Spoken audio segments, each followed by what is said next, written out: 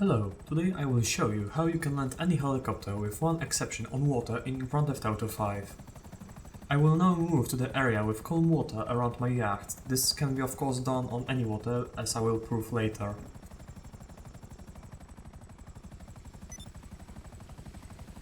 In short, all you need to do is to get near the water surface and just let go of the controls.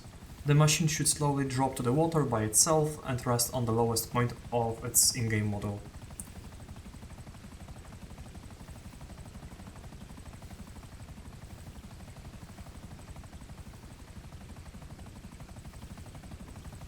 And as I mentioned, it can also be done on uneven waters even during storms. As you've just seen, it can also be done much faster by throttling down above water and throttling up just before you hit the surface. It is also possible to move the helicopter around while you're landed, but it's very inconsistent and requires constant adjustments. As you can see, if you push the stick fully forward, it will go nicely for a while, and then it will start dipping the front to the water. Exponentially, it will sink the whole machine.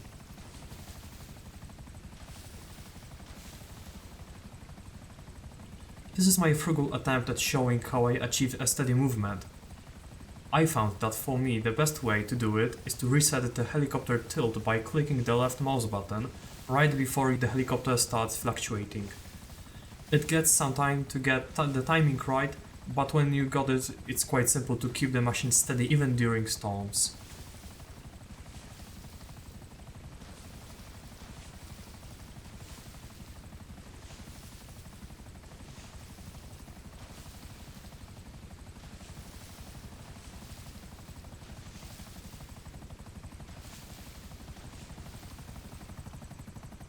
You can also land the helicopter the way I described earlier with prior momentum. Again, all you need to do is just to throttle down above water and throttle up just before you hit the surface. Now I will show you that it works with other helicopters, and then we will move to the one exception. Of course, you can skip to any point in the video via the timestamps.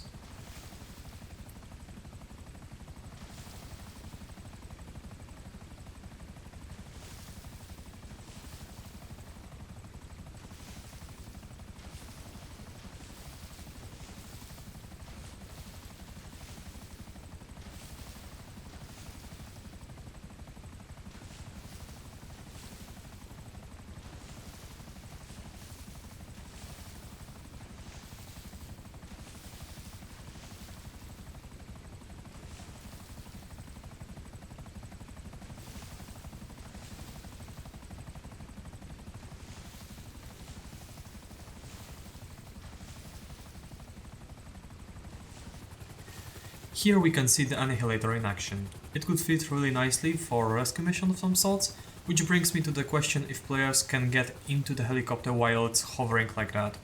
The answer is... it depends. In surely over 100 times I've tried it, I've succeeded 3 times.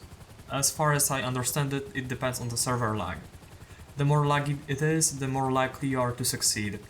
In my understanding, the game sees a player near a vehicle, and if the server is laggy, the "is the player able to get in" check is bypassed and the player just gets teleported to any free seat in the vehicle. It may be just me, but it feels like if you dip the helicopter just a bit, the player has a bigger chance to get in. And here comes the question that has been bugging me and probably most of you. Can you do it with the cargo bob? No. And I think it is the way it is because of how the game sees the helicopters. All of them, except the cargo bob, are seen as an entire object. So even if they have an interior that you can get into, none of them but the cargo bob you can just walk into.